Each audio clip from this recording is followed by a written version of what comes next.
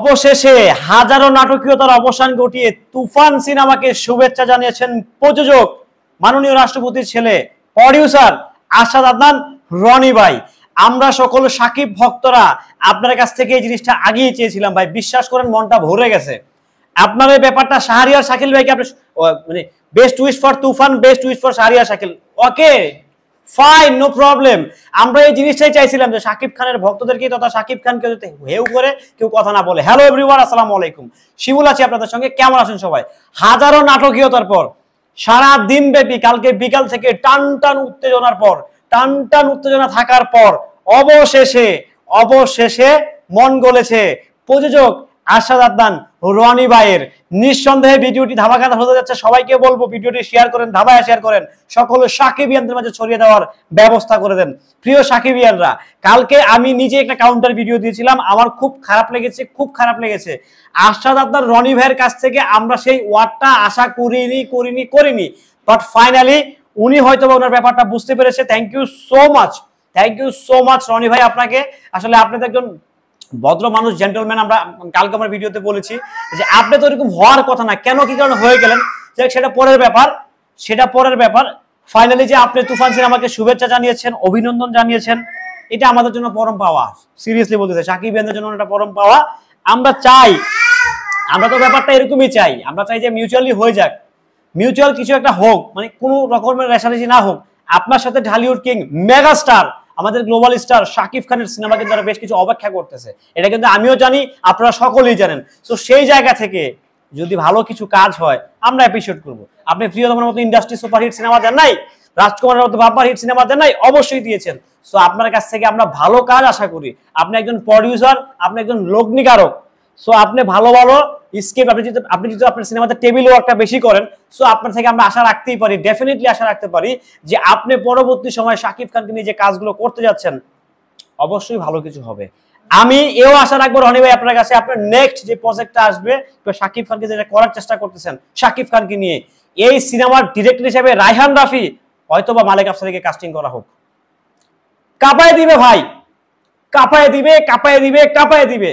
মালেক Afsari অ্যানালগের director, আপনারা অনেকেই আমার সাথে একমত হবেন না এখন, বাট সে কিন্তু ডিজিটাল আসার পরে কিন্তু প্রমাণ করে দিয়েছে শাকিব খানের ঘরের সিনেমা পাসওয়ার্ড রীতিমতো বাম্পার করে দিয়েছে, বাম্পার অল টাইম ব্লকবাস্টার করে দিয়েছে। ফুল এন্ড ফাইনাল হার্টবিট প্রোডাকশনের সিনেমা তুল কালাম লাগাই দিছে, মনের জ্বালা অ্যানালগের সময় তুফান জ্বালায় দিছে। সো মালেক আফসারি একজন পরীক্ষিত ডিরেক্টর। এখন আসি পরিচালকদের ভিতরে ওয়ান অ্যান্ড ওয়ানলি আমার বড় ভাই রায়হান রাফি। কি করতে পারে আর কি না করতে পারে, যার চাক্ষুষ প্রমাণ কিন্তু অলরেডি দিয়ে দিয়েছে। তুফান সিনেমার সুনামি সারা দেশ বিভিন্ন, শুধু বাংলাদেশে নয়, দেশে বিদেশে যেখানে বাংলা ভাষাভাষী, নট অনলি বাংলা ভাষাভাষীর মানুষ, টিজারটা যারাই দেখছে এক বাক্যে বলতেছে ওয়াও, এক বাক্যে বলতেছে এটা কি দেখতেছি আমরা। তো সেইখান থেকে একটু ভিন্ন মত পোষণ করেছিলেন প্রডিউসার আশাদ আদনান রনি ভাই। হয়তো আমি জানি না, আমার কাছে মনে হচ্ছে, কেন জানি মনে হচ্ছে উনি কি ভেবেছিলেন কিনা যে প্রিয়তমা সিনেমার রেকর্ডটা ভেঙে যাবে। ভাঙুক যারে ভাই, একটা প্রিয়তমা ভাঙুক, তুফান রেকর্ড করুক, আপনার একটা ঘর থেকে সিনেমা আসুক, সেটা রেকর্ডটা আবার তুফান এটা ভাঙুক। আমরা তো চাই যে রেকর্ড ভাঙুক। রেকর্ড ভাঙলে কি হবে, বাংলা সিনেমার ডে বাই ডে ইমপ্রুভ হবে। সত্যি কথা, টু বি অনেস্ট রনি ভাই, আপনি যে ইমপ্রুভমেন্টটা দেখাইছেন ইন্ডাস্ট্রিতে প্রিয়তমার পর, সিরিয়াসলি প্রিয়তমার পর অনেক বড় সিনেমা হইতেছে বাংলা চলচ্চিত্রে। জ্যাকপট, অপারেশন জ্যাকপট, তুফান, আরো বেশ কিছু সিনেমা আছে, এগুলো প্রিয়তমার পরই হচ্ছে। সো আপনি ডেফিনেটলি আপনি মাথার তাজ, প্রডিউসারদের আপনি মাথার তাজ আপনি। সো আপনি সকল যে খারাপ করুক ভালো করুক, খারাপ করলে ডেফিনেটলি খারাপ বলবেন আপনার, সেই দায়িত্ব আপনার, সেই রেসপন্সিবিলিটি আপনার। বাট একটা রিকোয়েস্ট ভাই আপনার কাছে হাত জোর করে বলছি, শাকিব খানকে অন্তত কিংবা সাকিবিয়ানদেরকে আঘাত দিয়ে ছোট করে কথা বললেন না। এই কলিজাটা দুই ভাগ হয়ে যায়, খান হয়ে যায়। আমরা আপনাকে নিয়ে অনেক স্বপ্ন দেখি, আপনি যেরকম স্বপ্নবাজ মানুষ, স্বপ্ন দেখতে পছন্দ করেন, সিনেমা করতে ভালোবাসেন, আমরা সেই সিনেমা প্রেমী মানুষ, আমরা দর্শক, বাংলা সিনেমার রেগুলার দর্শক। সো আমরা আপনাদের মতো প্রযোজকদের থেকে স্বপ্ন আশা করি যে আপনারা তুফানের মতো আরেকটা ধামাকা দিবেন। সে আশা করি, আমরা সেই প্রত্যাশা করি, সেই আশা নিয়ে বসে থাকি যে কখন আরেকটা তুফানের মতো ধামাকা আসবে।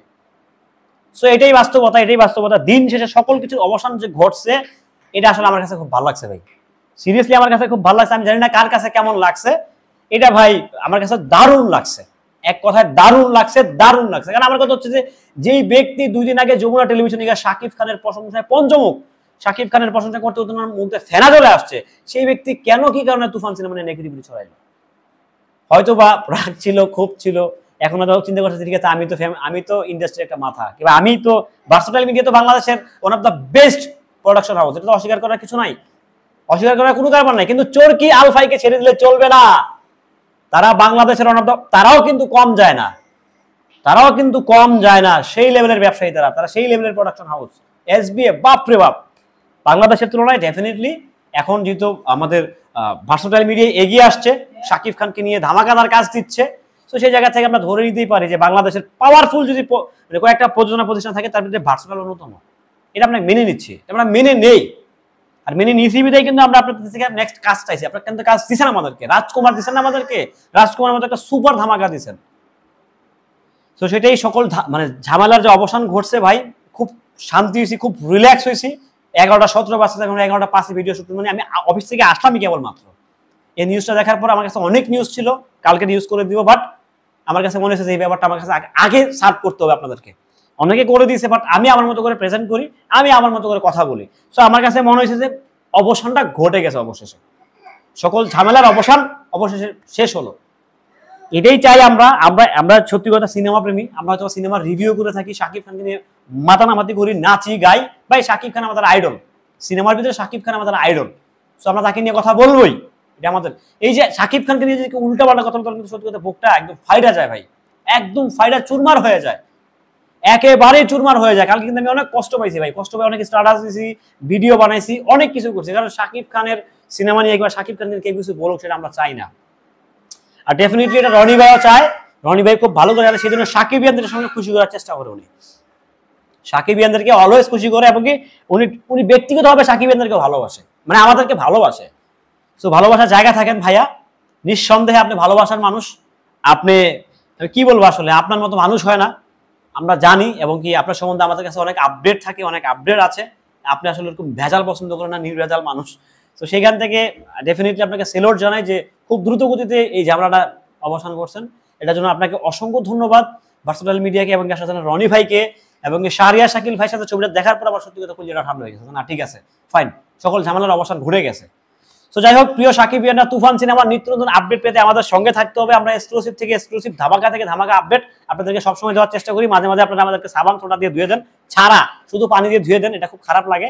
যাই হোক, দিন শেষে সাদাকে সাদা, কালোকে কালো বলতে শিখুন, যেটা সত্য সেটাকে সত্য বলুন, প্রতিবাদ, অন্যায়ের প্রতিবাদ সবসময় করতে শিখুন। আমরা করেছি, আমরা করে যাব। শাকিব খানের উপরে যে অন্যায় করবে, যে অবিচার করবে, তাকে আমরা ঠিকই কাউন্টার দেবো। ভালো থাকবেন, সুস্থ থাকবেন, আসসালামু আলাইকুম।